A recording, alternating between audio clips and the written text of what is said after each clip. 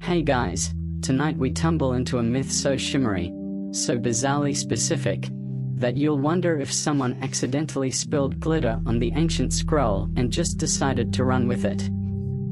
Imagine a lonely princess in a bronze tower with a ceiling that doesn't open, a prophecy sharp enough to rattle a king's bones, and a very radiant Raincloud that is not what it seems.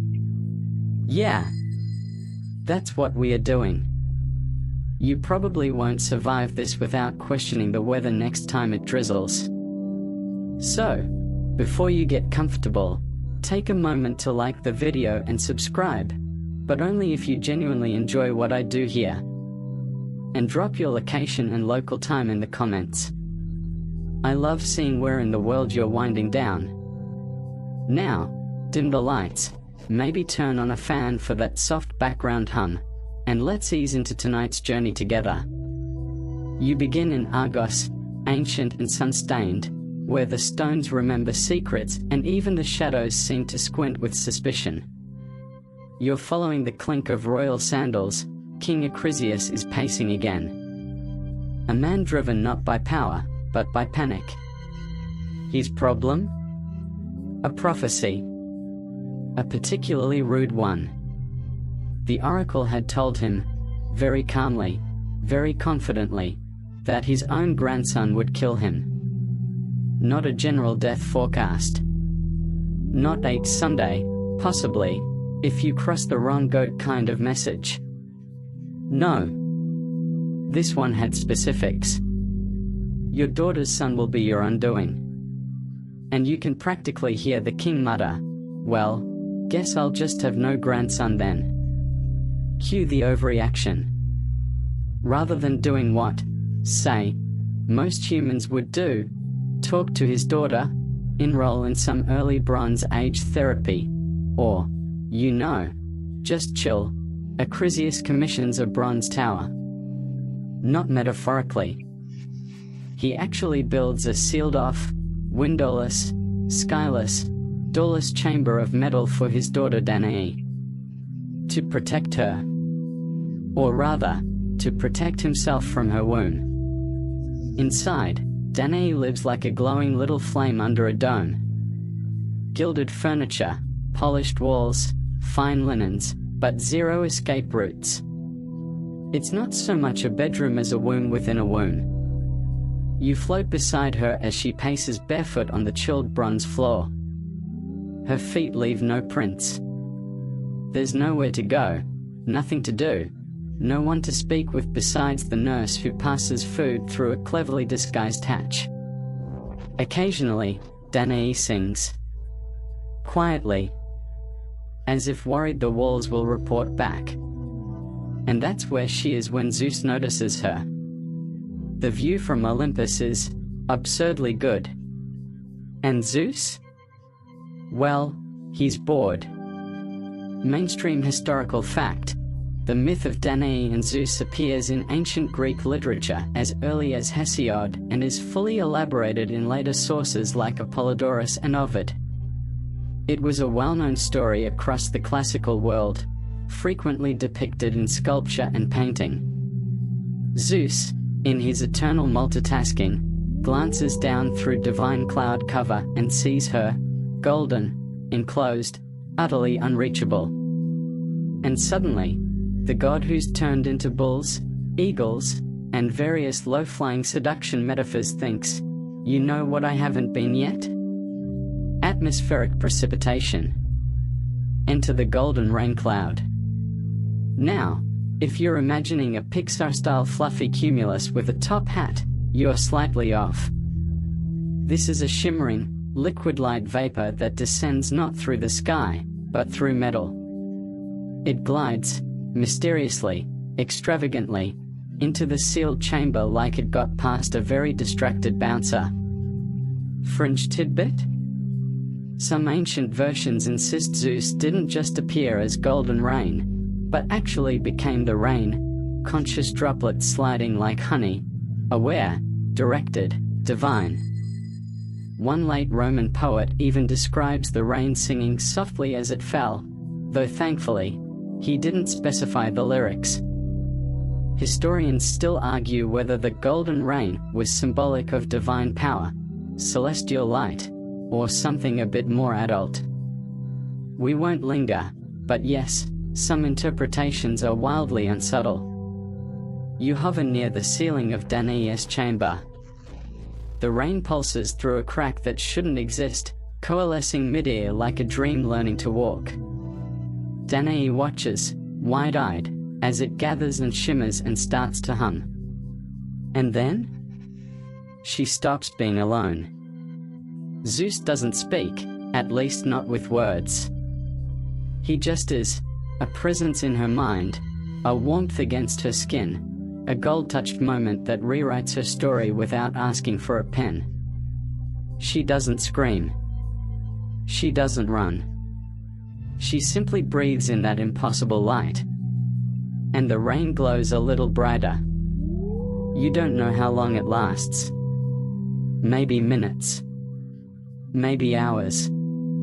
Time gets weird when the clouds flirt. But when the rain withdraws, melting back through bronze and vanishing like it was never real, Danaë is different. She touches her belly. She doesn't understand why. Not yet. But you do. And up on Olympus, Zeus leans back in his absurdly large throne, smirks, and does not inform Hera. He never does. You leave Danaë there for now, bathed in fading light, surrounded by echoes of something no one will believe. She lies back on bronze sheets that no longer feel cold, humming a song she didn't know she knew. And somewhere inside her, a spark begins. A child. A prophecy's future. And the very beginning of a very famous monster problem. You return to Mount Olympus just in time to catch Zeus in what might generously be called a post-Golden Rain days. He's lounging on a bench carved from a single thunderbolt, tossing grapes into his mouth with casual, irresponsible flair. His tunic is rumpled. His ego is not. He looks pleased. Which is how you know the drama is just beginning. Because if Zeus is content, someone else is absolutely about to suffer. Mainstream historical fact: Zeus was considered the king of the gods in ancient Greek mythology, ruling from the misty heights of Mount Olympus. He wielded thunder, made arbitrary decisions, and engaged in more disguised visits than a tax-dodging noble at a masquerade ball. Right now, he's humming a little self-composed tune. You lean in. Golden drop, a lovely trick. Through the bronze, and fast, and slick. One girl glows, one father frets. Let's see how weird this story gets. Yeah. It's not Shakespeare. But he's trying. You wander over to the balcony of Olympus, a cloud-carved ledge overlooking the mortal realm. Below, Danaë turns restlessly in her bronze bed, unaware that thunderous immortals are using her as a plot device. Zeus hasn't told anyone what he's done. Not Hera. Not Athena.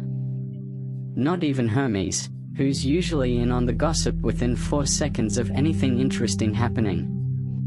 Which is probably why he tells himself it was all very poetic.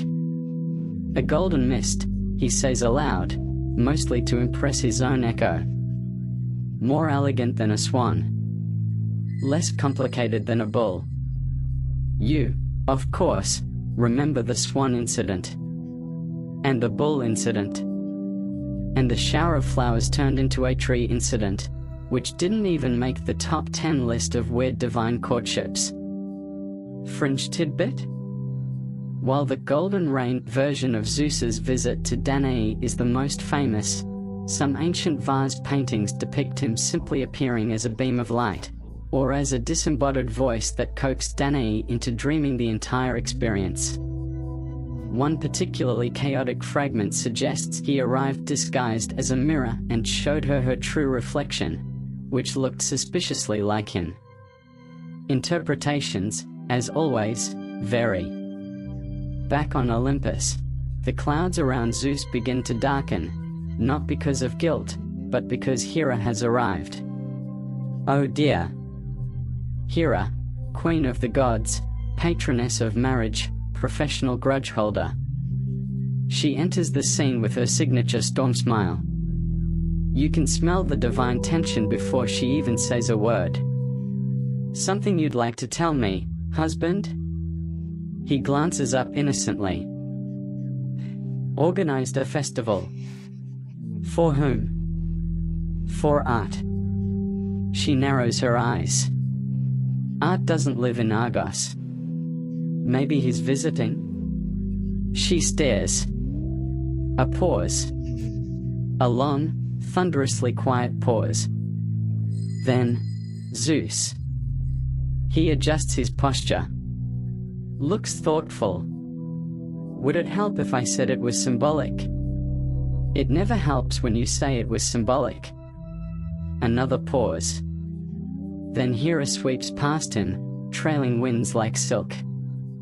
You follow her down the Olympus stairs, through swirling mist corridors, and into a chamber lined with glowing bowls of future possibilities.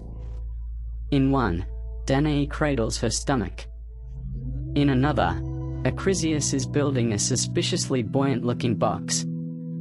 In all of them, Hera watches with a frown.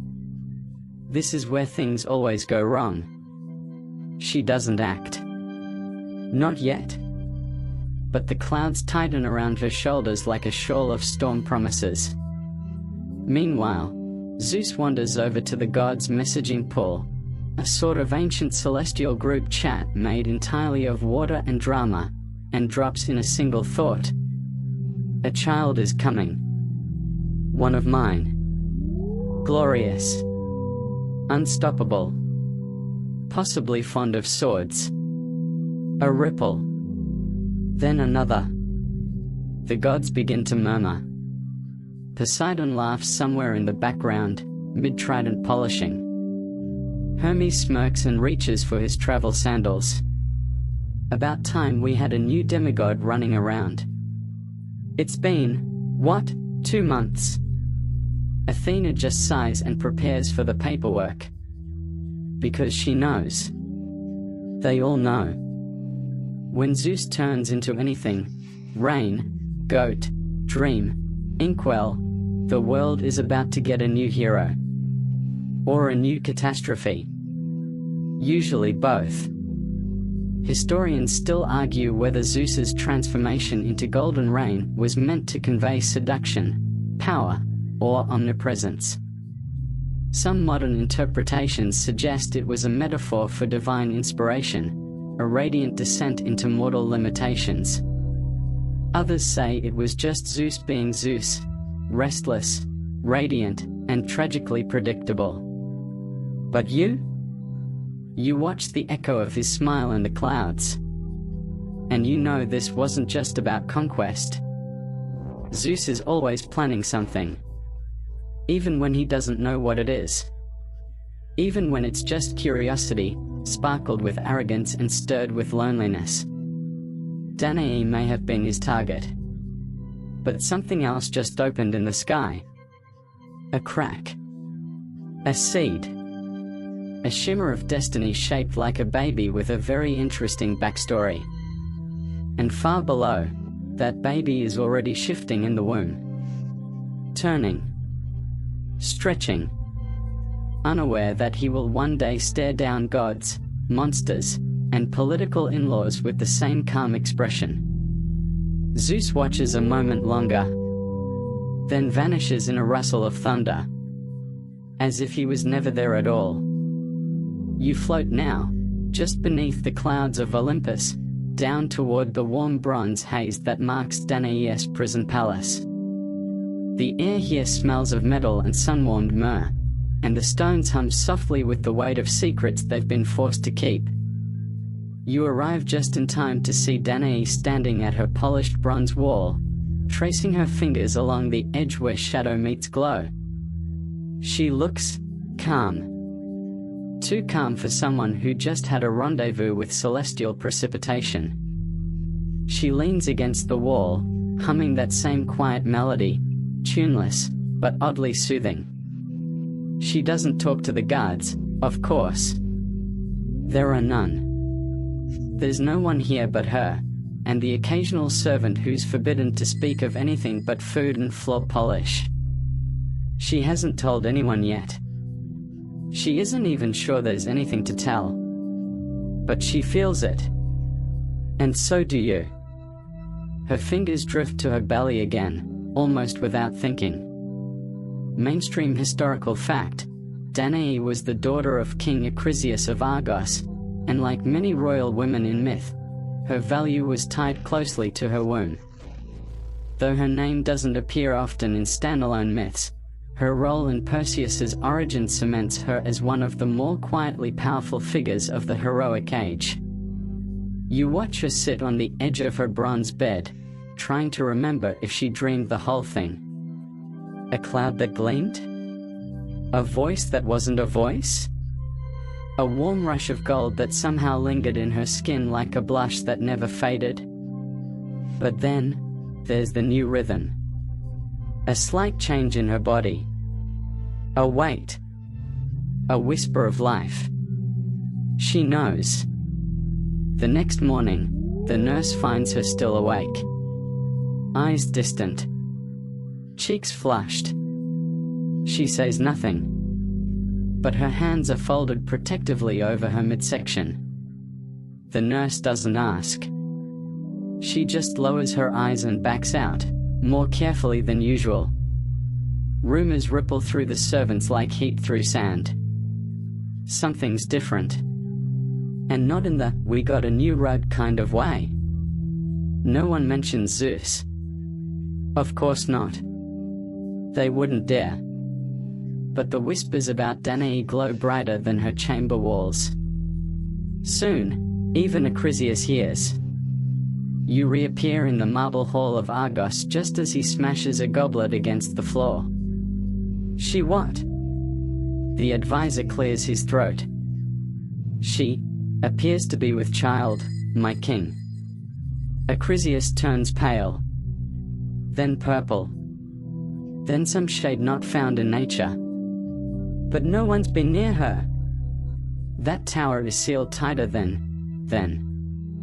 He flails for an analogy. Fails. Then storms off. You trail him back to the tower, where he insists on seeing her himself. And Danaë? She meets his gaze with calm, unapologetic stillness. She doesn't cry. She doesn't explain. She just lays a hand across her stomach and says, softly, "He came as golden rain." Acrisius blinks. Then laughs. Loud, brittle, cracked laughter. Golden rain. That's your story? She nods. Dead serious. He turns to the nurse. What potion is she on? No potion, the nurse mumbles. Hallucination? No signs, my king. He leans back against the bronze wall, suddenly very tired. Because he knows what's happening. The prophecy is coming true. Fringe tidbit? In some late Hellenistic versions of the story, Danaë refuses to say anything at all. She simply weeps golden tears, which, when examined by a seer, are confirmed to contain traces of divinity.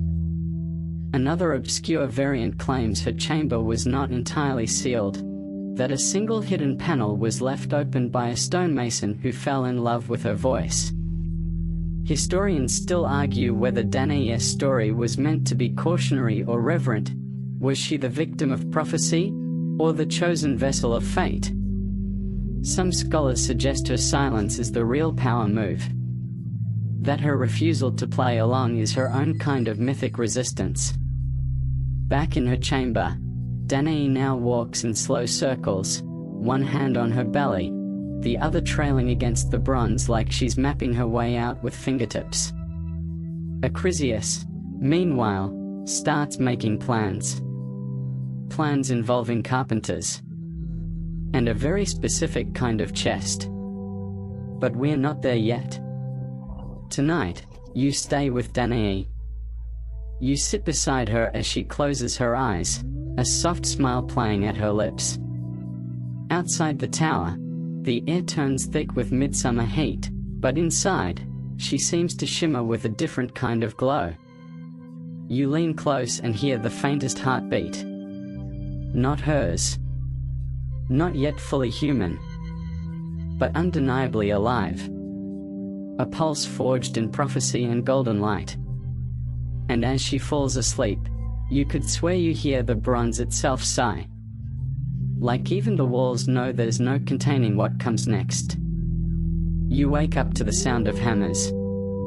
Dozens of them, clanging in the open courtyard just outside King Acrisius's hall. The sun hasn't even crested the Argive rooftops, but already the king's workers are swinging, sawing, assembling. What are they building? You wander closer and realize it's a box. Not just any box. A chest. Big enough for 2 people. Lined with pitch, reinforced with iron bands, sealed so tightly not even a sigh could leak out. It looks almost like a floating tomb. Which is more or less what it is. You glance up to the palace windows, where King Acrisius paces like a lion in a particularly paranoid zoo exhibit. Every few steps, he stops to peer through a slit in the shutters, just to make sure the workers aren't slacking, and that his daughter hasn't somehow escaped again. She hasn't. She's resting quietly, the round curve of her belly rising and falling in sleep. She still dreams of golden light. But her father dreams of something much darker. Mainstream historical fact, King Acrisius of Argos, fearful of the prophecy that his grandson would one day kill him, locked his daughter Danaë in a tower. When she nevertheless gave birth, he cast her and the infant Perseus into the sea inside a wooden chest, an act both cowardly and deeply on brand for ancient Greek royalty trying to cheat fate. You join him now as he calls his advisors into a private chamber. The child must go, he says, voice flat. One advisor clears his throat. He's your grandson, my king. I didn't ask for a moral summary. There's a long pause. Then, if you kill them outright. I won't, Acrisius snaps. I'm not a monster. Sure. You glance at the chest again. Put them in the sea, Acrisius says. Let the gods decide. You watch the court scribes glance at one another, then reluctantly begin to draft the orders. Danaë is woken at dawn. She doesn't scream. Doesn't beg. She holds her child, newborn Perseus, red-cheeked and squirmy, a tuft of dark hair curling against her neck, and simply nods. As if she expected this. As if she's already made peace with the next storm. Fringe tidbit? Some ancient versions of the story say Danaë asked to be placed in the chest. That she believed the gods who started this story would finish it. One obscure play, only fragments survive, has her say, if he came through bronze, then he will come through waves. Which, you have to admit, is poetic under pressure. The day of departure arrives. You hover at the docks as the sun breaks across the harbor in bands of pink and gold. Fishermen pause mid-net. Dockworkers fall silent. Even the seagulls seem weirdly respectful. A noblewoman and a baby, sealed in a chest. Lowered carefully, reverently, into the sea. The ropes are cut. And then, they drift. No sail. No oars. Just the wind, the waves, and whatever god is paying attention. Historians still argue whether Acrisius's act was intended as execution or exile. The chest was solid enough to float, but small enough to seem hopeless. Was it mercy? Denial? Or a classic case of "I didn't technically kill them, so I'm safe from divine punishment" logic? You hover just above the waves now. The chest bobs and spins, bumping through sea foam, its metal studs glinting like tiny suns. Inside, Danaë hums softly to keep her baby calm. Perseus doesn't cry. He just blinks at her like he knows she's the center of the world. She whispers stories to him, little half-remembered myths about dolphins and sky gods and a boy with wings for shoes. She doesn't mention his father. Not yet. The sea, surprisingly, is gentle. Even the sharks keep their distance. The dolphins dart past with curious glances but do not linger. You suspect a divine hand is steadying the current. Maybe Zeus, leaning lazily across Olympus, twirling a cloud and pretending not to care. Maybe Athena, quietly adjusting the stars behind the curtain of night. Someone's guiding this chest. Because eventually, after a day, or two, or maybe more, time stretches when you're on the brink of myth, a shape appears on the horizon. Land. A narrow beach with smooth pebbles and olive trees dancing just beyond the sand. And one fisherman. His name is Dictys. A gentle soul with sun-worn hands and a heart like an open door. He's mending a net when he sees the chest. At first, he thinks it's driftwood. Then he hears the coo. And then the knock. Because Danaë, dignified to the end, is tapping politely from the inside. He rushes to pry it open. And there they are. Mother. Child. And the kind of story that makes gods smile and kings squirm. He doesn't ask questions. Just helps them out, wraps them in spare linens, and takes them to his cottage like he's been waiting for them all along. Danaë says only, "We floated here." And Dictys says, "Then the sea wanted you found." You stay by the shore a little longer, watching the waves return to their quiet rhythm. The chest lies empty now, half buried in sand. But it's not a coffin. It's a cradle. The beginning of something vast and sharp and golden. Just like the rain that started it all. The island of Seriphos wakes slowly, like a cat stretching in the sun. Olive trees whisper with the breeze. The sea leaks at the stones with a hush-hush rhythm. And somewhere in the distance, a rooster that very much doesn't know what time it is declares war on silence. You sit outside Dictys' cottage, where Danaë and baby Perseus now live, tucked safely under reed-thatched roofs and under the radar hospitality. It's peaceful. The kind of peace that feels borrowed.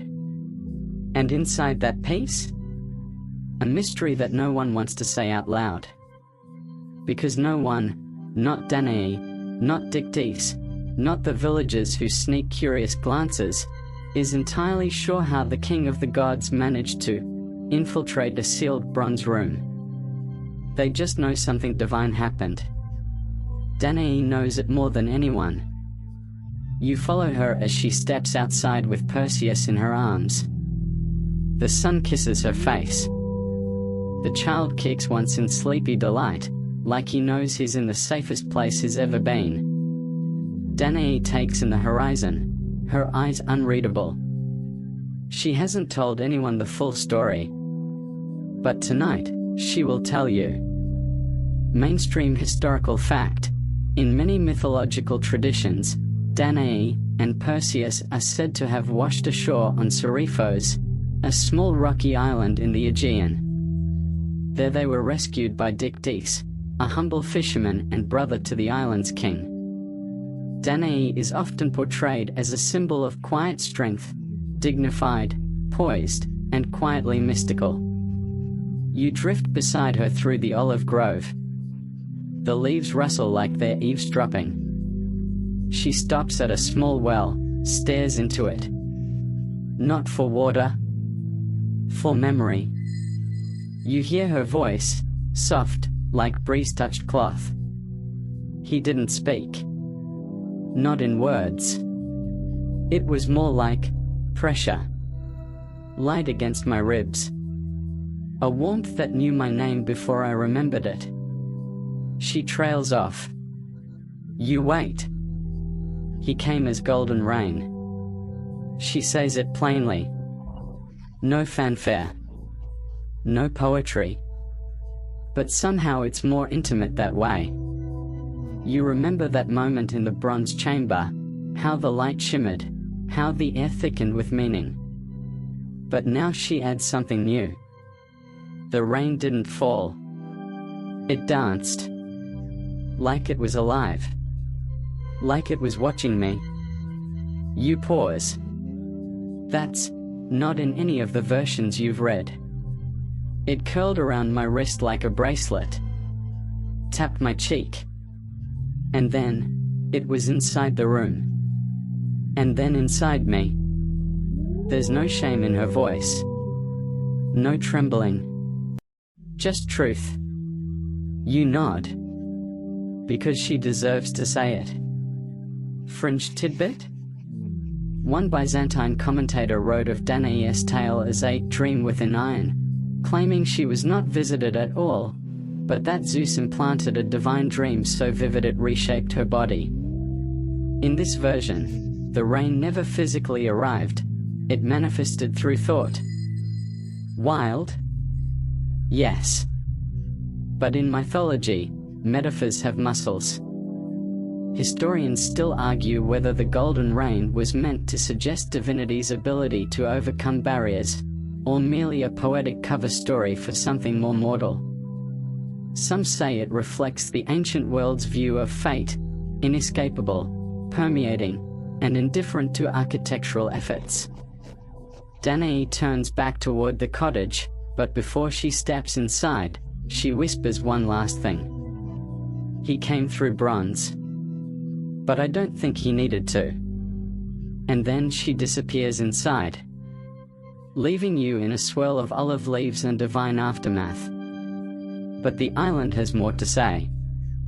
Because while Danaë adjusts to this strange new version of motherhood, Seriphos has started noticing. Not openly, of course.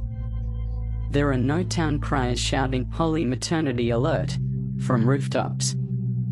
But the way people move around her? Softer. The way the local priest stares just a second too long? Uneasy. And most telling of all, how King Polydex has begun asking about her. That's never a good sign. You make your way through the village streets, ducking beneath wind-warped awnings and over sun-faded stones. The smell of fish, thyme, and politics clings to the air. Polydex's palace isn't large, but it's loud. Marble that wants to be more important than it is. Servants who stand a little too straight. And a throne that squeaks when he sits down. You find him now, peering into a bowl of wine like it might offer insight. Zeus's child, he mutters. On my island. A pause. Then, interesting. You already know what he's thinking. He's thinking about lineage. Power. Maybe immortality through proximity. He's not thinking about Danaë's safety. That's clear. You slip back to the cottage. Danaë is rocking Perseus, singing a lullaby in a language that probably doesn't exist anymore. The baby coos. The world tilts just slightly toward peace again. But you can feel the tension coming. Like thunder hiding behind a mountain. You step outside. And that's when you see it. A cloud. Not big. Not dark. Just golden. High above the olive grove. It doesn't move like a regular cloud.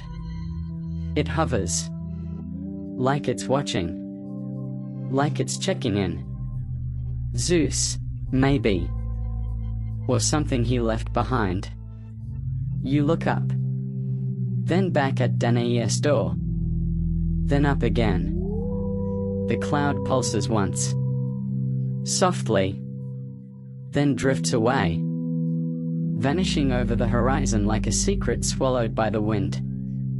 You wake to the sound of laughter. Not adult laughter, not knowing or jaded or sly, but baby laughter, that weightless, hiccuping kind that sounds like a bell made of marshmallows. You peek inside the cottage, and there's Perseus, now a plump bundle of limbs and ambition, gripping a wooden spoon like a royal scepter. Danaë lies beside him, half asleep, a smile curling the corner of her lips. And outside, the sun rises with theatrical warmth, spilling over the island like a blessing. But under that light, something is changing. You can feel it. The kind of shift that hides in the chest, behind the ribs, in that space between miracle and responsibility. Because Danaë knows what the villagers won't say out loud. Perseus wasn't made the usual way. And sooner or later, someone's going to ask the wrong question. Or the right one. Mainstream historical fact. In Greek mythology, Danaë gave birth to Perseus while still confined in her bronze tower. Ancient storytellers often bypassed the how in favor of the why, focusing more on the child's destiny than the divine logistics of his conception. Yet the notion of conception without physical touch, divine or otherwise, was not uncommon in ancient myths across cultures.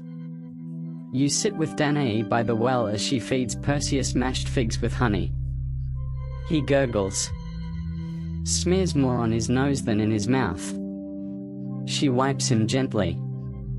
Then says, softly, it was rain. But it wasn't wet. You glance at her. It didn't fall like water, she says. It shimmered. Like the space between dreams and waking. Fringe tidbit?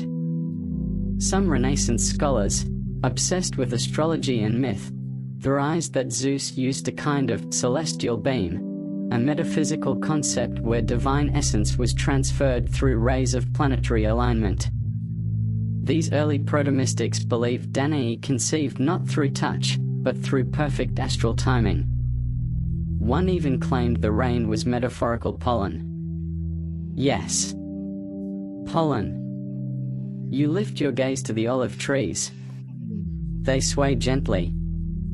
The bees hum their private songs. And Perseus, now a little older, tries to chew on a feather he probably shouldn't have found. He has Zeus's eyes. Which is weird. Because no one should be born with knowing eyes. But Perseus blinks at you with that same mischievous spark Zeus wore the day he drizzled through the impossible bronze ceiling. Danaë doesn't speak of Zeus again for a while. But you notice the way her eyes flick skyward whenever the clouds change shape. And how she flinches just slightly when it rains. Not fear. More like awareness. Because conception by condensation leaves emotional residue. And now? The island's gossip is ripening. Have you seen the boy? He doesn't look like her. She says it was a god. Isn't that convenient? She says nothing, someone snaps. That's why it's unsettling. And then, of course, comes Polydex. King of the island. King of overly confident men who think they're subtle. He drops by the cottage by chance, wearing his less gold than he once robe and a look of pretend generosity. I heard there's a miracle child, he says. Danaë doesn't rise. Not a miracle, she replies. Just mine. He smiles. Too many teeth. Of course. But perhaps such a child deserves a place more protected. She knows what he means. So do you. Polydex has plans. Plans that involve Danaë being within reach, and Perseus being conveniently out of the way. Historians still argue whether Polydex was ever truly interested in Danaë, or if she was merely a tool in his larger ambitions, marrying into divine bloodline, laying claim to godfathered heirs. In some versions, his desire for her is romantic. In others, it's strictly political. In nearly all, he's the kind of guy who believes no is a conversation starter. Danaë politely declines his offer of palace lodging. She doesn't need a throne. She has a spoon-wielding toddler and a memory made of gold. So Polydex retreats. For now. But you can tell he's calculating. Rain may have conceived Perseus, but ambition is preparing to raise him. The villagers, meanwhile, pretend to forget the details. They bring bread, cheese, stories about the weather. Anything except that. Still, they leave offerings outside the cottage sometimes. Figs, laurel leaves, clay charms. Because they're not certain he's the son of a god. But they're not about to risk disrespecting a maybe demigod. Danaë never asks for these things. But she accepts them. And you can see something hardening in her. Not bitterness. More like resolve, forged over sea waves and bronze beds and the delicate math of motherhood. By the time Perseus is old enough to toddle toward the chickens and declare himself protector of the eggs, Danaë is different. No longer the girl in the sealed tower. She's something else now. A mother sharpened by prophecy and rain. And as the sun sets over Seriphos, you stand beside her once more. The olive trees bow in the wind. Perseus giggles, chasing a moth made of light. And high above, the clouds gather into a formation that looks almost like a smile. Golden. Brief. But unmistakable. You don't say anything. Neither does Danaë. She just hums her lullaby again, even though no one is sleeping. Yet. By the time Perseus turns 5, he's already got 2 skinned knees, a mouth full of questions, and a heroic tendency to climb anything taller than a goat. You find him perched on the low wall near Dicty's fishing hut, surveying the sea like he owns it. In a way, he does. Or at least, he believes he should. You hover beside him as he squints into the sun and declares, "I'm going to find the end of the sky." You nod sagely, as one does when faced with that kind of confidence in a child who still doesn't quite understand gravity. Danaë, meanwhile, watches from a distance, arms crossed and jaw set in that motherly blend of pride and mild panic. She's never told Perseus everything. Not yet. He knows his father is far away. He knows his grandfather built a very small house and put them in the ocean. He doesn't ask why. But the island does. Mainstream historical fact, while many myths about Perseus focus on his later adventures, slaying Medusa, rescuing Andromeda, starting messy dynasties, his early years on Seriphos are often glossed over. But they matter. Because this is where a boy with god blood learned how to be human. You follow Perseus through the market, where he inspects olives with the gravity of a king, and barters a pebble for a loaf of bread. He's charming. Too charming. Which makes people nervous. His hair's too gold, whispers one woman. And his eyes, have you seen them?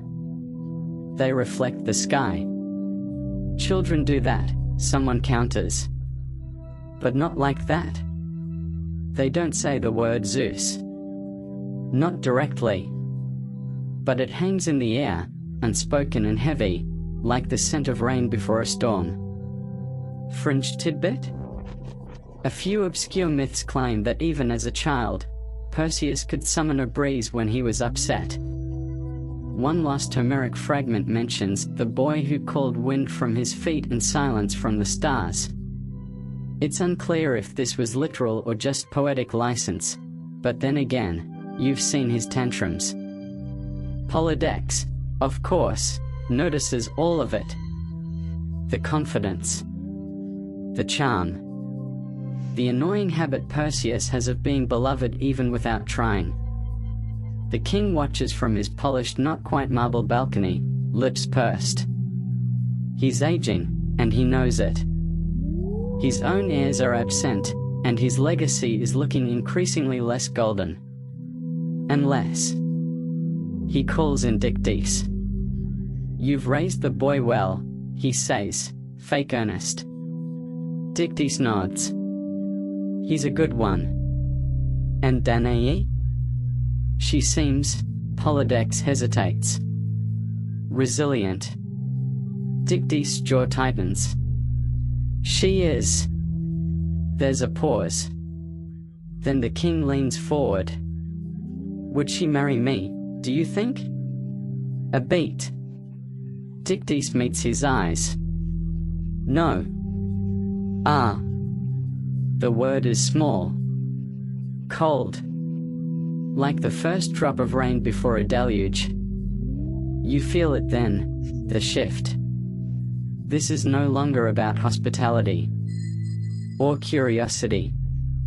It's about control. Danaë is still radiant, still graceful, still unwilling to bend. Which means Polydex is going to make things difficult. Historians still argue whether Polydex genuinely desired Danaë, or if he saw her as leverage to manipulate Perseus. Some say he feared the child's growing power. Others believe he wanted to claim Zeus's legacy without the inconvenience of raising a toddler. Regardless, the result was the same, a slowly growing tension under the island's sleepy charm. Back at the cottage, Perseus shows Danaë a fish he caught with his bare hands. It's mostly bones by now, but his grin is radiant. She kneels, tucks his hair behind his ear, and says, "One day, you'll do bigger things." He beams. "Like what?" She hesitates. "Like slaying monsters." He raises his eyebrows. "With a fish?" She laughs. "You do too." That night, she dreams of the bronze tower again. Only this time, the rain doesn't come through the ceiling, it rises from the floor, wraps her legs, and pulls her down into a sea of stars. She wakes gasping. The room is still. Perseus sleeps on, arms splayed like he's trying to hug the entire world. The next morning, Polydex visits in person. He brings fruit. And a proposal. Danaë turns him down with a smile that could slice marble. He doesn't flinch. "Of course," he says. "You're wise to wait. We'll talk again soon." But as he walks away, you see it. The way his fingers clench. The way he kicks at the dust just a little too hard. A man like Polydex doesn't like no. Especially from someone who radiates like myth. Especially when the child beside her glows brighter every day. Back at the market, Perseus shows off a new scar from climbing a fig tree that did not want to be climbed. The villagers cheer him. But their eyes flick skyward. Because rain might fall again. And the last time it did? Everything changed. You hear the chest before you see it. Wood on water, creaking softly, like a lullaby for the half-damned. You remember the last time, Danaë's arms wrapped around baby Perseus, the taste of sea salt dread on your tongue. But this chest is different. Because it lives now only in memory. It's just day, and not in the Jimbro way. This is the morning Danaë wakes from a dream where she was floating again, and the shore never came. She wakes sweating, breathless, fists clenched in sheets that once smelled of myrrh but now reek of old fear. She sits up, checks on Perseus. He's already outside, chasing a beetle with a stick and proclaiming himself captain of bugs. You smile. She doesn't. Because dreams don't lie, not when they're soaked in myth. Mainstream historical fact: wooden chests were sometimes used in antiquity for punishment or exile, not just burial or storage. The story of Danaë and Perseus drifting at sea may sound poetic, but it was rooted in brutal reality. Seafaring peoples often disposed of undesirables by sending them into the current with no sail, no food, and a generous helping of divine indifference. Danaë walks down to the beach. She stands at the tide line, letting the water kiss her toes like it's trying to apologize. You follow quietly. Perseus joins her, now 7 years old and asking very inconvenient questions. Did Grandpa hate me before I was born? Danaë's face freezes, then softens. He didn't know you. But he knew me enough to throw us away. You blink. Okay. So the kid's emotionally intelligent. Great. She kneels in the sand, takes his hands. He was afraid. Perseus doesn't flinch. So am I. But I don't throw people in the sea. She lets out a laugh that turns into a sob halfway through. You back away to give them space. Because this is sacred. Fringe tidbit? A rare Etruscan carving shows Danaë and Perseus inside the chest, both sleeping, with a small dove perched on the lid. Some scholars believe this symbolizes divine favor. Others argue the bird represents Athena's surveillance. A more ridiculous theory suggests the dove was their full mood enhancement. Because nothing says spiritual guidance like pigeon poop. Later that day, Danaë finds an old carpenter on the island. She buys a thick plank of cedar and spends the afternoon carving it with a blunt blade. She doesn't say what she's making. But you know. By nightfall, she's fashioned a miniature chest. Just big enough to fit a child's toy, or maybe a few sea-polished stones. She places it on the mantel. Silent. Watchful. A memory you can touch. You don't ask if she made it for Perseus, or herself. Some pains you don't name. Polydex, meanwhile, is busy crafting something, too. A public image. He begins hosting feasts in the name of civic celebration. Inviting everyone. Except Danaë. Well, sometimes Danaë. But never Perseus.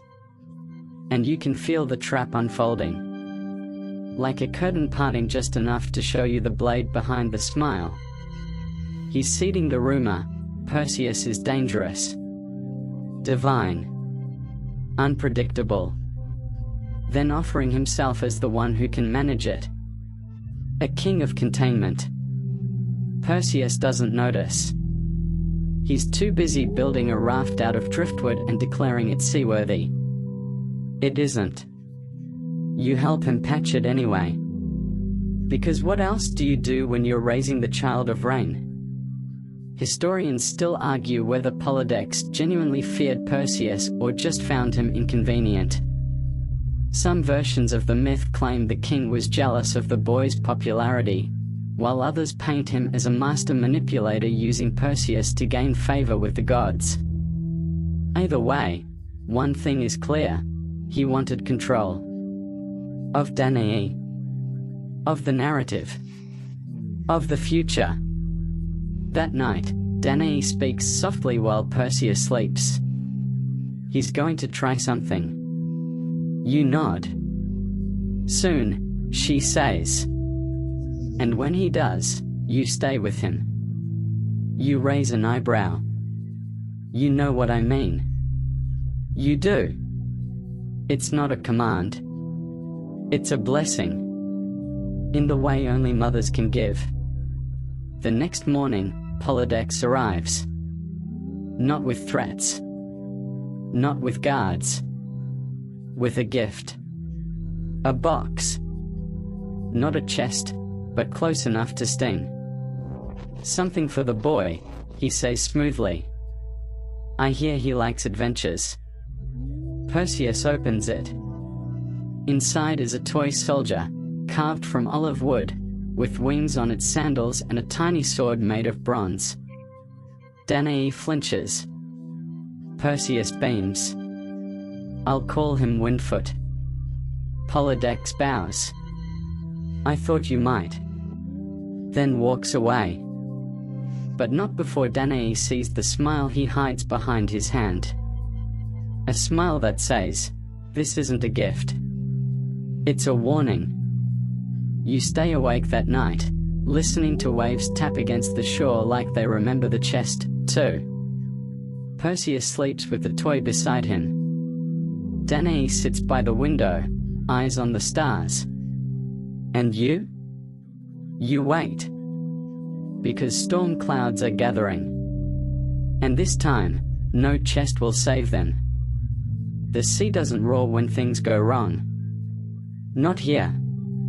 Not on Seriphos. It purrs. It purrs as Polydex plans. It purrs as Danaë braids Perseus's hair for the last time before everything starts to tip. It purrs while the boy practices throwing stones farther than logic allows, because why not try? You wake to that purr and to voices drifting through the olive trees. Polydex has made his move.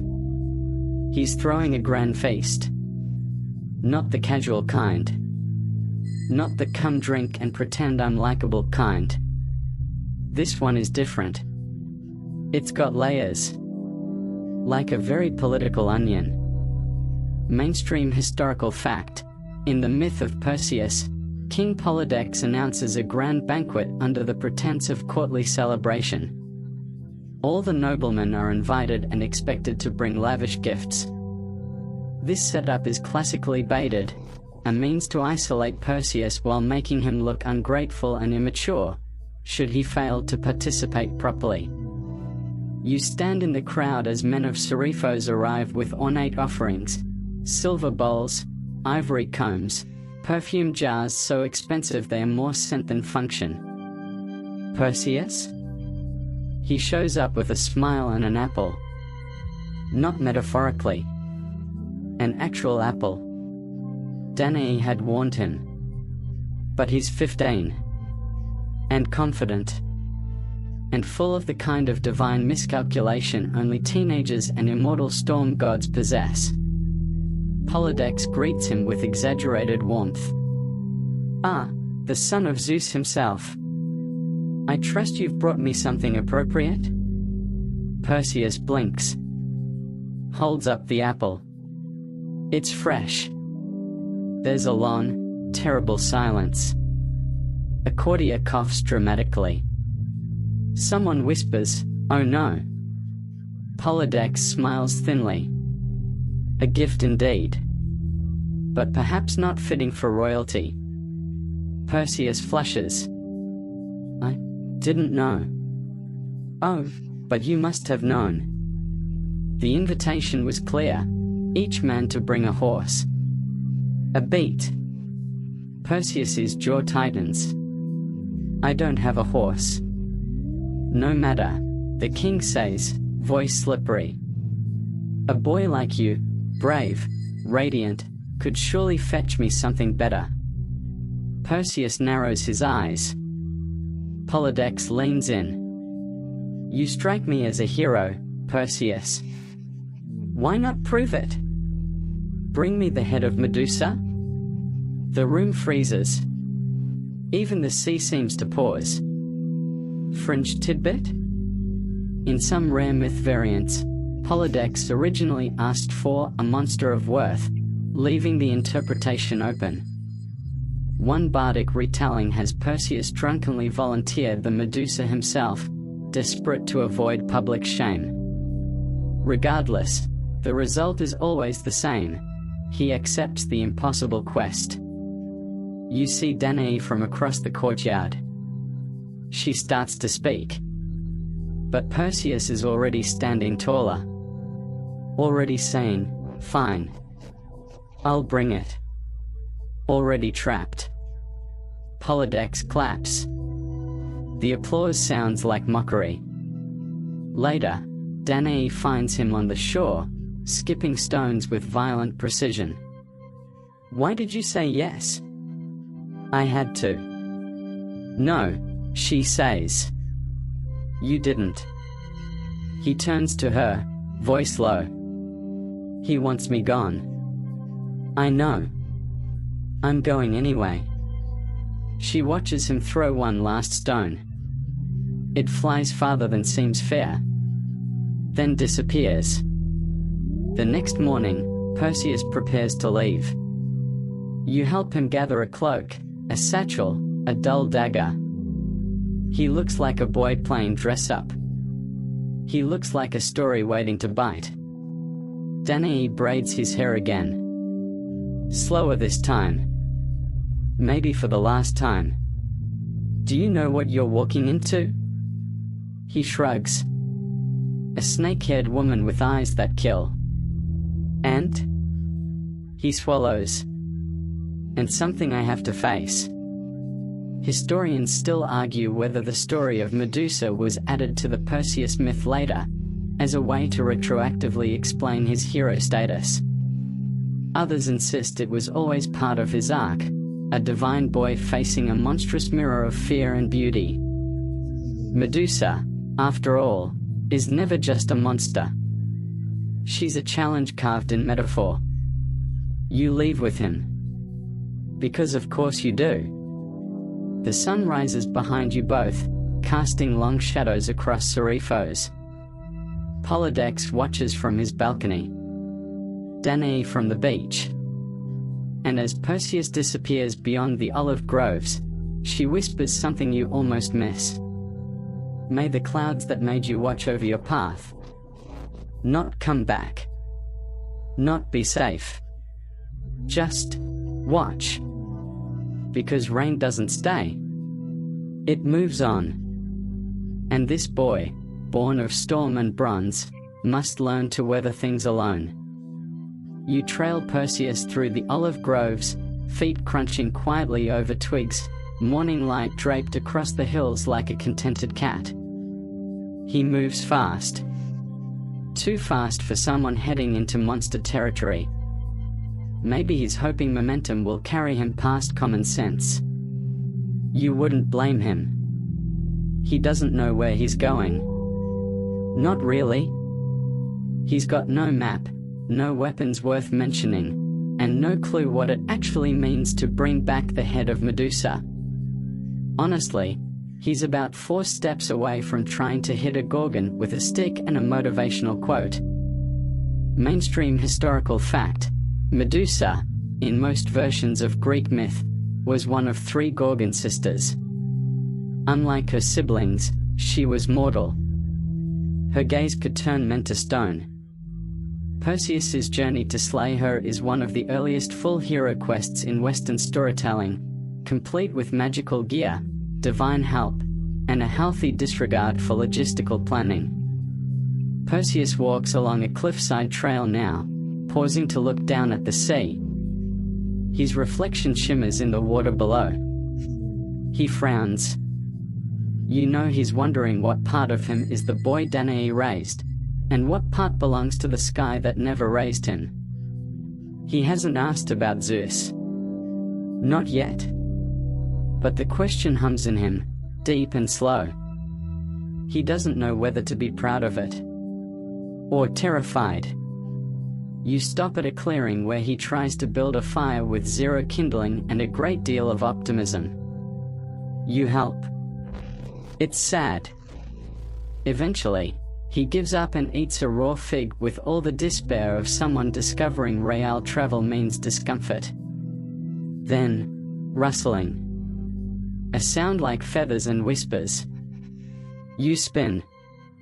There, across the clearing, stands a woman with eyes like polished opal and armor that glows faintly in the moonlight, even though it's not nighttime. Athena. She doesn't introduce herself. Doesn't need to. Perseus gapes. You do too, but more quietly.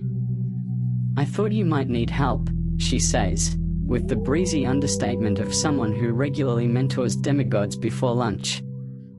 Perseus swallows. You know about the Medusa? Athena raises one eyebrow. I created the Medusa problem. Ah. Right. That part of the myth gets complicated. Fringe tidbit?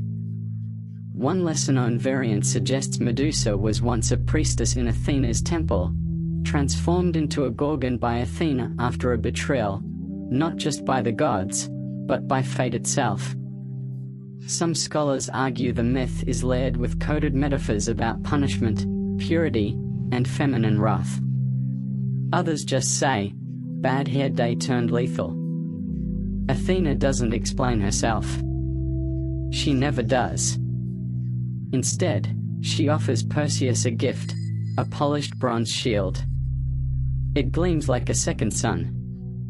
You'll need to look without looking. He doesn't ask what that means. He just nods. Then, before she vanishes, she touches his shoulder. A whisper, don't let him define you. He doesn't ask who him is. But you know. It's not Polydex. It's Zeus. A few hours later, Hermes shows up. Yes. That Hermes. Winged sandals, half smile, all charm. He hands Perseus a curved sword that hums with enchantment and offers him 3 riddles he doesn't explain. Then steals an apple from his pack and flies off. Because Hermes. You're starting to see the pattern here. Divine gifts, 0 instructions. Historians still argue whether these divine interventions were meant to show favor or control. Was Perseus truly chosen, or just nudged along a path too ancient to question? Some versions even suggest Athena manipulated the entire ordeal to prove something to the other gods. And Perseus? He's just the glittering knife they threw at a problem. You walk with him to the edge of the desert now. Past the whispering trees. Past the murmuring springs. To a cave where 3 old women share one eye and one tooth. The grey. They smell like secrets and salt. Perseus doesn't flinch. Where is she? He asks. They giggle. He steals the eye. That part's not graceful. It's just necessary. They shriek. Bargain. Point. Toward a place where the wind forgets your name. Perseus returns the eye. Eventually. You both keep walking. It's night now. Real night. Moon-drenched and cold. Perseus builds another fire. Better this time. He sits beside it, cradling the shield. I don't feel heroic, he says.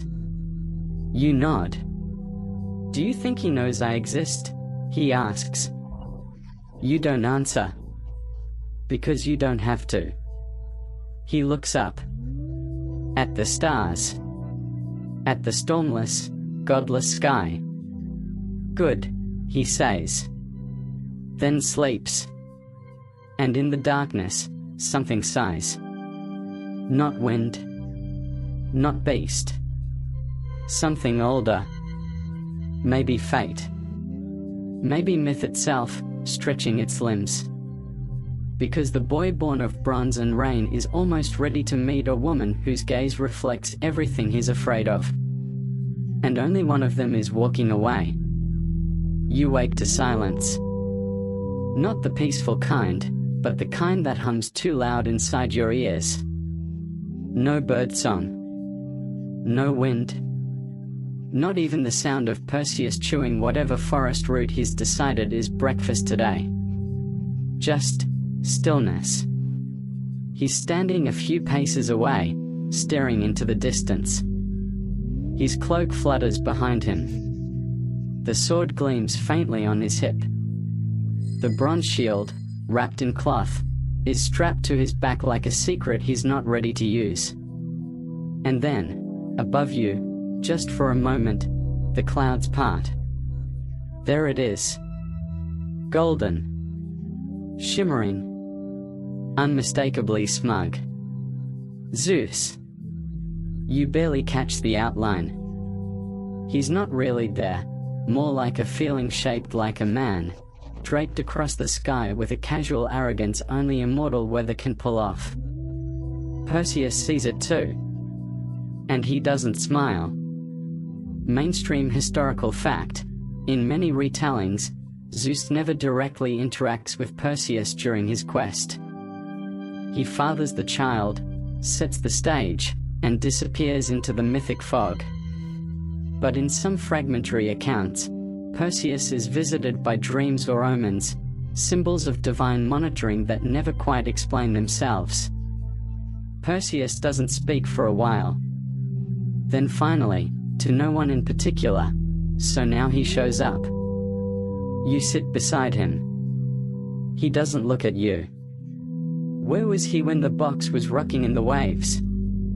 You don't answer.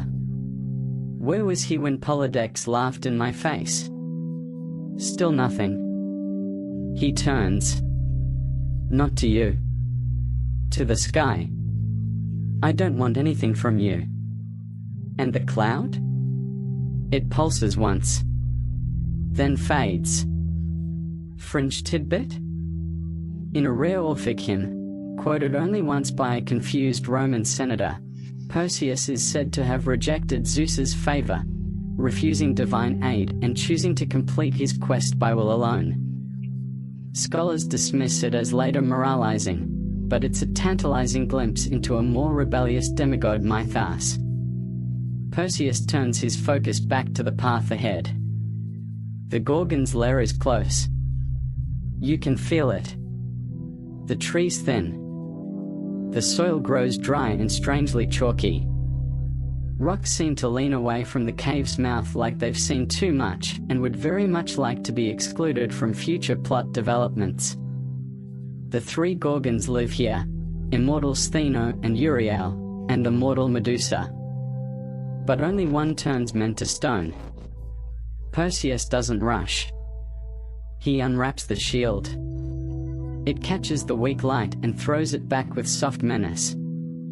He positions it like a mirror, angled just so, never looking directly at the path ahead. You edge closer.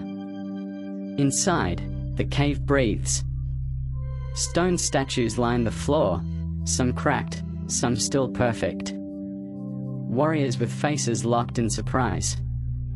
Animals mid-snarl. A poet, mouth open mid-line, now eternally interrupted. He whispers, "She doesn't deserve this." You're not sure if he means Medusa or the poet. Maybe both.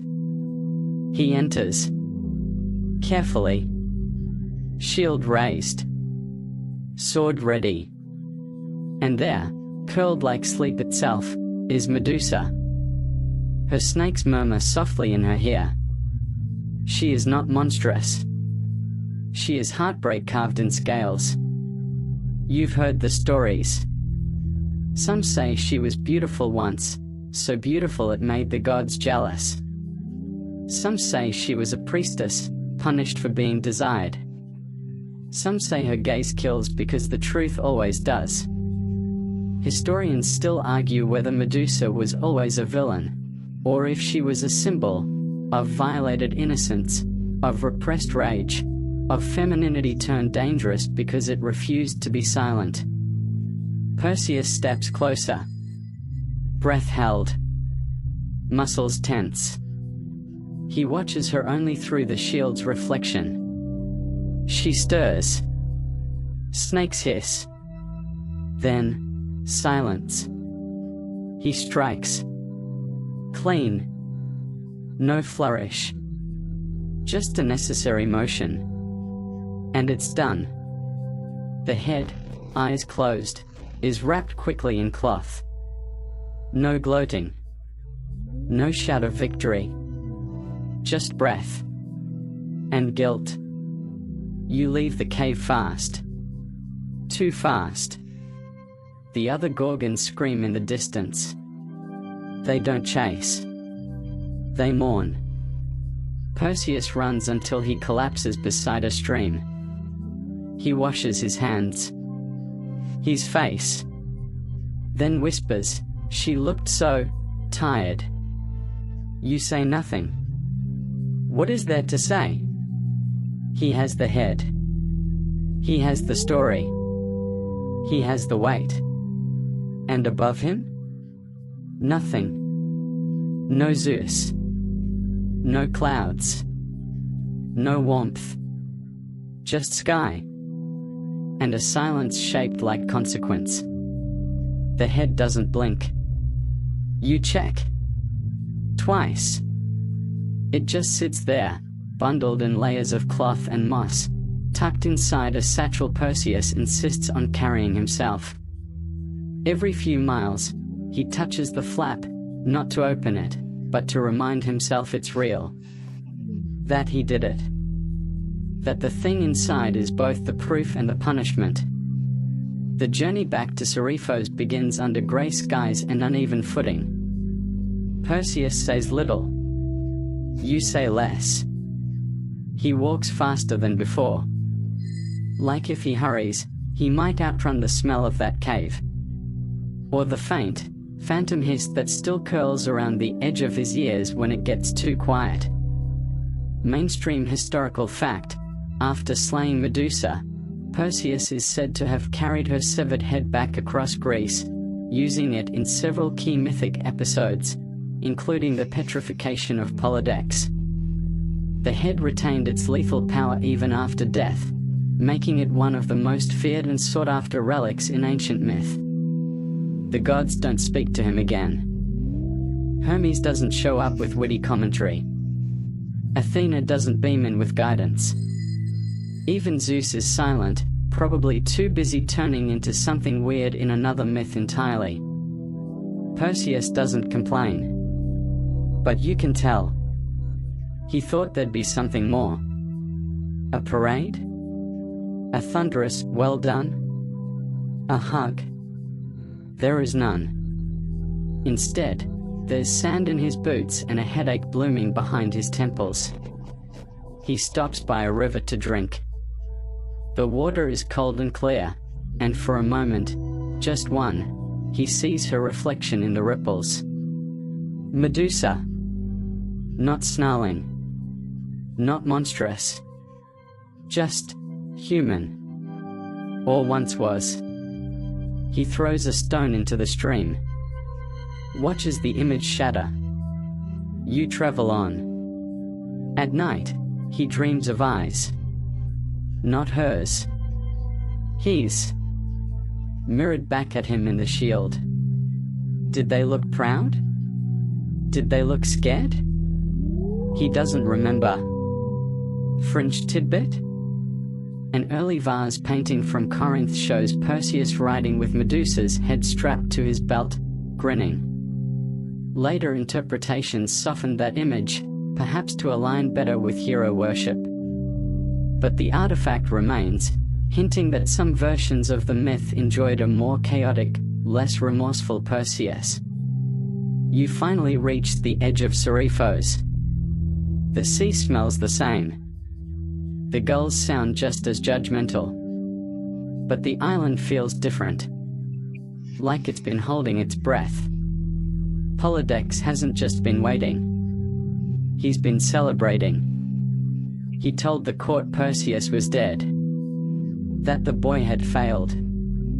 Vanished. Chickened out. Drowned. Whatever version worked best at the dinner table.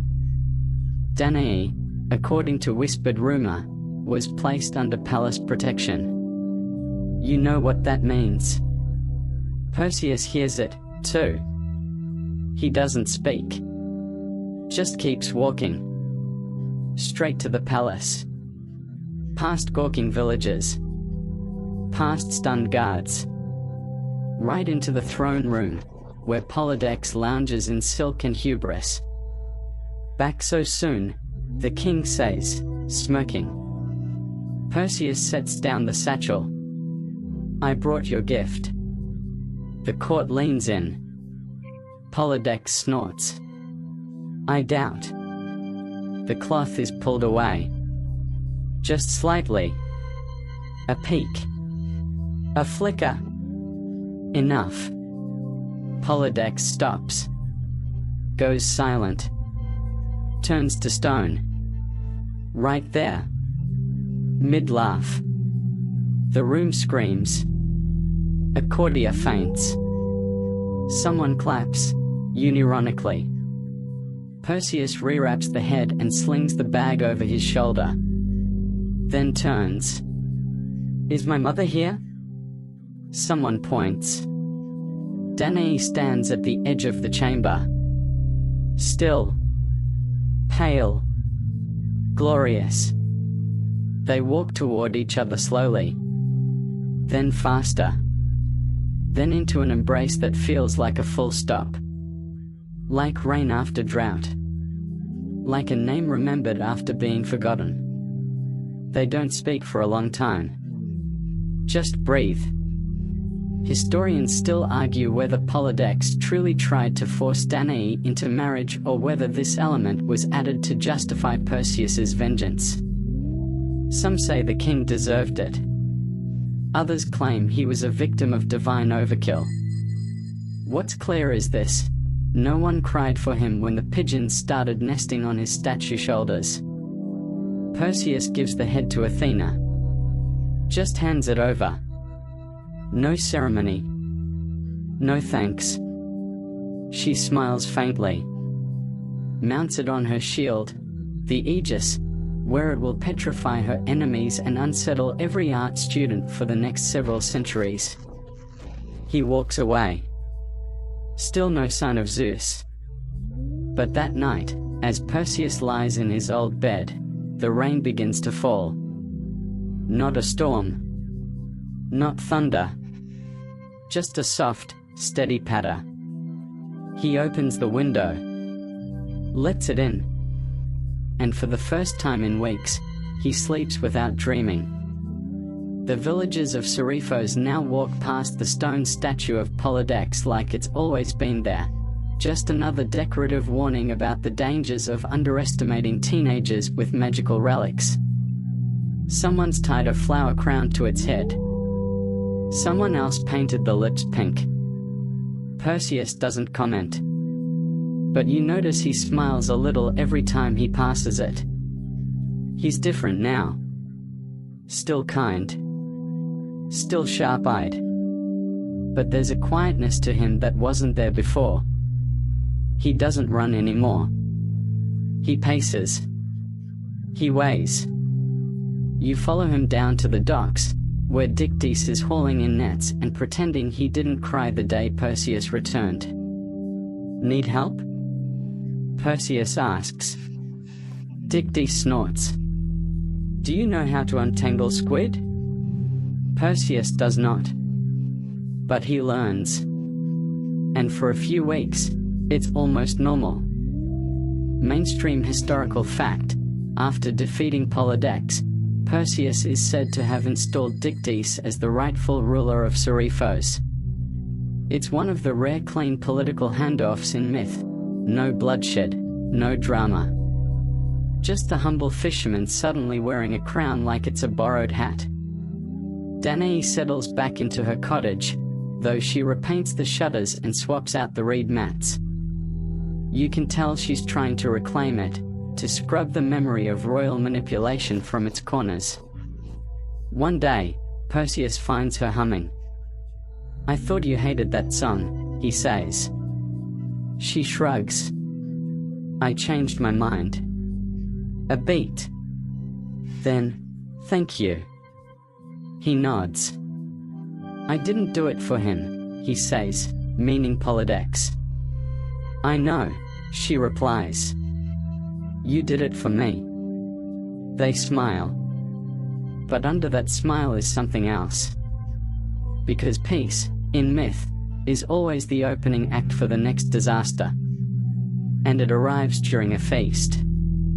Perseus is seated beside Danaë, eating honeyed almonds and trying to pretend he doesn't hate olives, when a messenger stumbles into the hall. Argos, the man pants.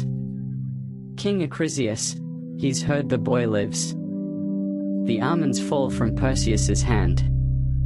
The hall goes silent. Fringe tidbit? Some lost sources claim Acrisius tried to hire assassins to deal with his prophetic grandson from afar. Others suggest he merely wanted to observe him.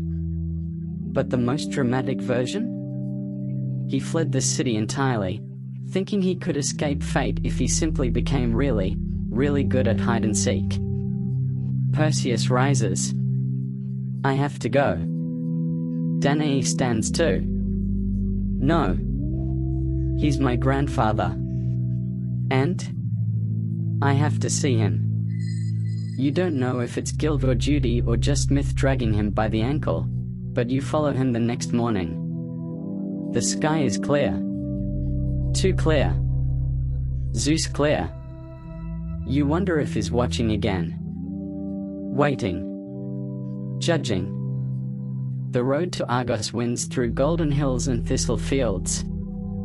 People along the way recognize him. They offer bread. Blessings. Baby goats. You dodge the goat.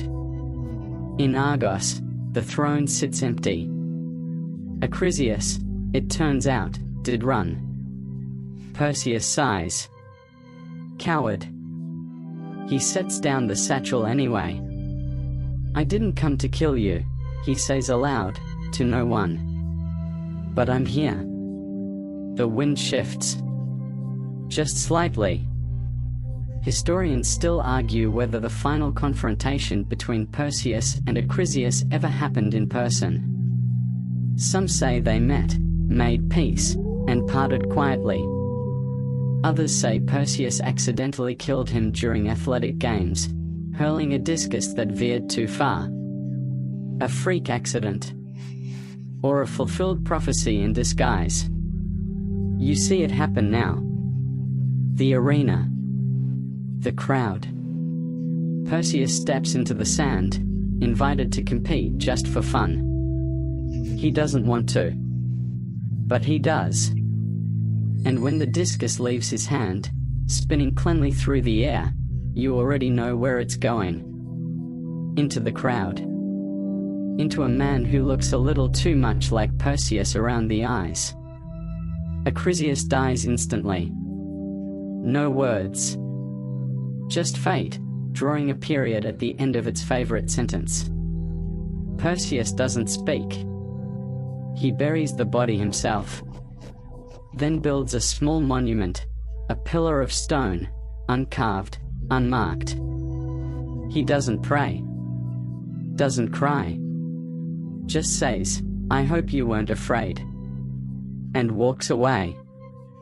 Danaë doesn't ask when he returns. She just pours him wine and places his old wooden toy soldier beside his cup.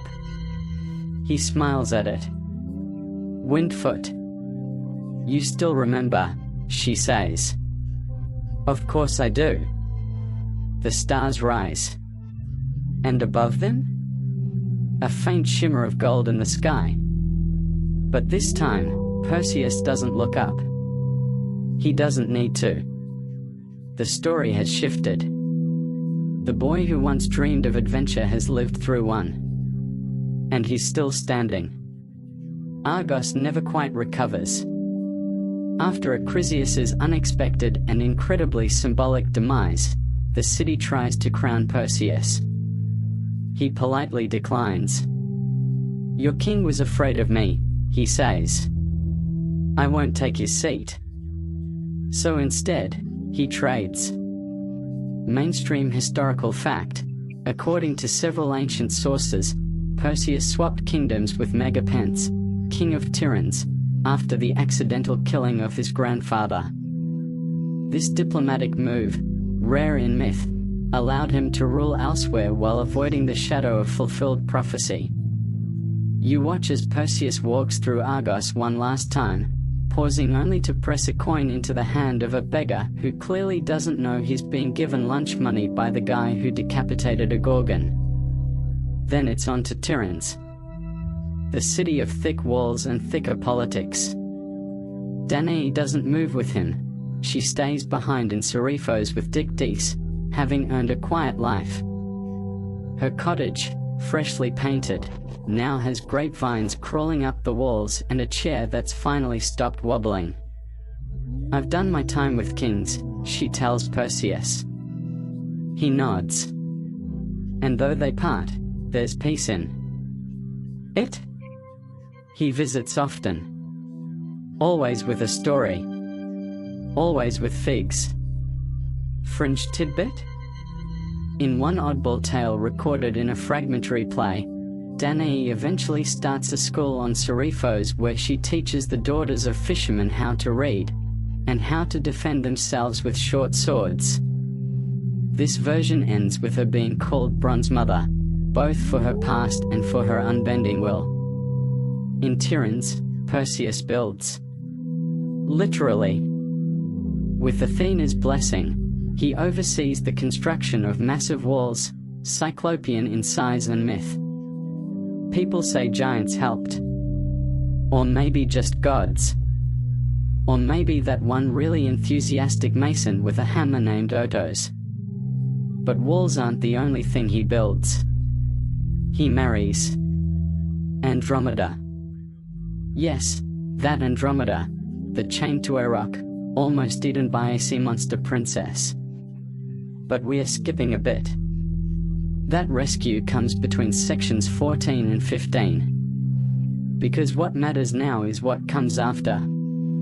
Perseus and Andromeda settle into a kind of mythic domesticity.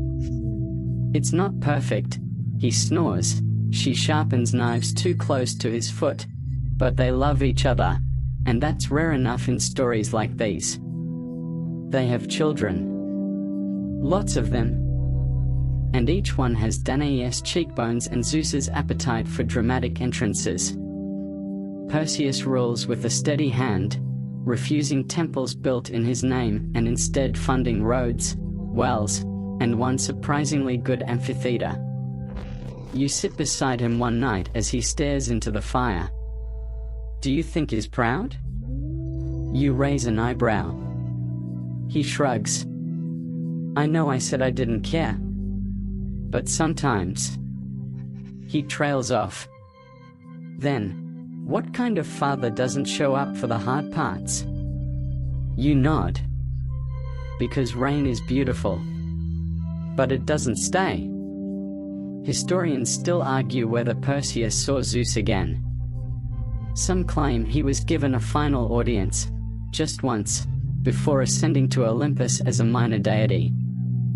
Others insist he never looked skyward again, choosing instead to live fully human, flaws and all. Perseus leans back against the stones of his new palace. I used to think I had to be better because of him. And now, you ask. Now I think I just have to be good. He closes his eyes. And for the first time, you realize something simple and staggering. He's not afraid anymore. Not of his bloodline. Not of prophecy. Not of the version of himself that shimmered, once, in a bronze shield on a deadly coast. He's grown past it. Not above it. Just through it. The next morning, a soft rain falls over Tiryns. Gentle. Unassuming. No gold. Just water. And Perseus walks through it with his head bare and his smile easy, like maybe, just maybe, he's stopped looking for his father in the clouds. Tyrann's is louder these days. Not in a chaotic, goat in the soup pot sort of way, but in the full, living sense. Markets buzz. Children shriek with joy instead of fear. The amphitheater hums with rehearsals, and for once, the plays don't end in death. You walk with Perseus through a garden he helped plant. Olive trees line the path, younger cousins of the ones on Seriphos, their leaves still a little shy in the wind. He reaches up, plucks a fig, and bites into it without even checking for bees. Bravery comes in many forms. Mainstream historical fact: Tyrann's, an important Mycenaean stronghold, was known for its monumental architecture and strategic location. Archaeological findings confirm the existence of great walls and palatial structures, remnants that scholars still attribute, mythically, to Perseus's rule and divine favor. Andromeda joins him at the bench beneath the vines. "You're brooding again," she says. "I'm sitting." "That's your brooding posture." He raises an eyebrow. "You'd prefer the slouch?" She kisses his temple. And somewhere across the courtyard, one of the daughters shouts something about Pegasus. You blink. Wait. Pegasus? Yes. We skipped that, didn't we? See, when Perseus beheaded Medusa, something extra fell out. A winged horse. Because mythology is nothing if not ambitious. Fringe tidbit? Some versions claim that Pegasus was not just born from Medusa's blood, but from her final breath, an unspoken last wish for freedom, turned divine. Others suggest he sprang fully formed because the gods just really like flair. One play even calls him Zeus's apology note, delivered in feathers. Perseus didn't keep Pegasus for long. He gave him to the Muses. Said something about needing fewer legends, not more. That's Perseus for you. Always stepping away from the echo. But the story of Medusa's head didn't end with Athena's shield. Not quite. Because after years of ruling wisely, after watching his children grow into versions of himself and Danaë and something brighter than both, Perseus grows tired. Not weak. Just finished. He knows myth doesn't let heroes die in bed. So he leaves the crown to a capable son, kisses Andromeda one last time, and walks to the highest point above the sea. There, he places the wrapped head of Medusa, not to use it, not to flaunt it, but to return it. He buries it under a cairn of white stones. A grave for something that never got one. Historians still argue whether this part was added to humanize Perseus, to give him a moral edge over bloodthirsty demigods.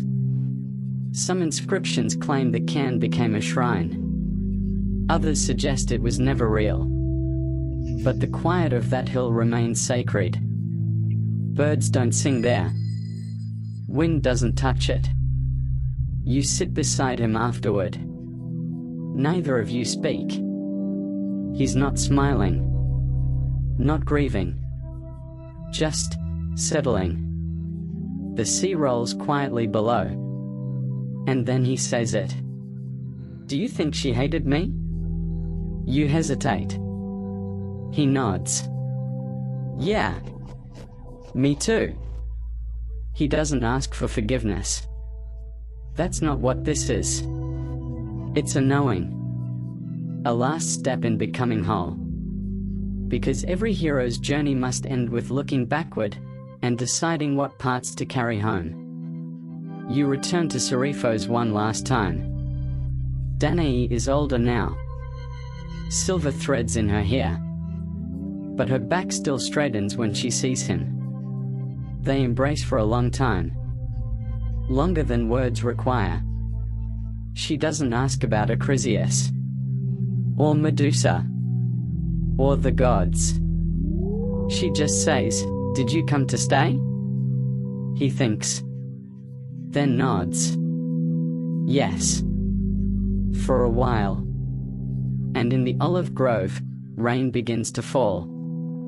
Soft. Not gold. Just rain. Because sometimes the miracle isn't in the thunder or the glint of prophecy. Sometimes it's in the ordinary.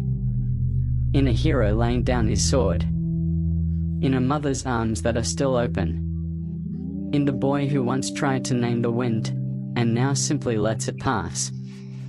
The sun slips beneath the Aegean like it's bowing out of a very long play. You sit in the quiet, warm from the inside out, not because of the fire, or even the wine, but because the stories ended the way you always hoped, not with fanfare, but with stillness. With peace. The olive leaves rustle gently above. No monsters. No storms. Just soft wind threading through branches like fingers through hair. Perseus sleeps now. So does Danaë. The island breathes slow and deep, like it's finally dreaming something good. And you? You feel the quiet in your bones. The good kind. The kind that says, "This story is safe now." No one's chasing. No one's watching. Not even Zeus. You lie back, the stars blinking open one by one. You watch for Pegasus. For Athena. For old promises curled around clouds. But none of them come. Only the hush. Only the hum. A lullaby sung by olive trees and salt air and the memory of bronze. You let yourself drift, carried gently by sleep. And just before your eyes close, you hear it. The faintest whisper of wings. Maybe a horse. Maybe a storm. Or maybe just the wind doing what it always does, moving on.